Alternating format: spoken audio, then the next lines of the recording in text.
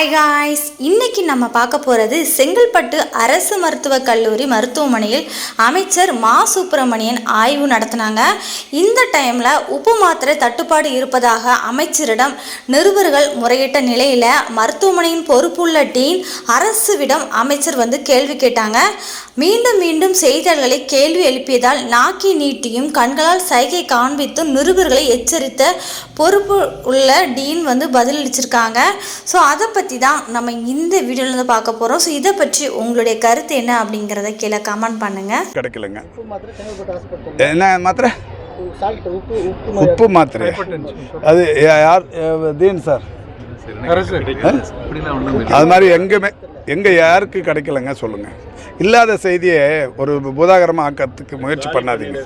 இல்லை, எங்கள் மாத்திரை எது உங்களுக்கு கிடைக்கலையா? எப்போ கேட்டீங்க? கொடுங்க. எப்போ யார் கொடுக்கல கொடுங்க சொல்லுங்கள். இல்லை கேட்குறவங்க உடனே கொடுக்க சொல்கிறேன், கொடுங்க. அது மாதிரி உங்களுக்கு கிடைக்காம இருக்கிறதுக்கு வாய்ப்பு இல்லைங்க. எல்லா மருந்தும் இருக்குது.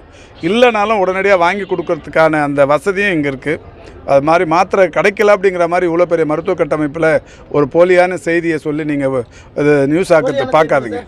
அதான் கொடுங்க. எங்கே கொடுங்க? என்றைக்கு கேட்டீங்க? யார் கொடுக்கல சொல்லுங்கன்ற நடவடிக்கை எடுக்கிறோன்னு சொல்கிறேன். சொல்லுங்கள். இங்கே எந்த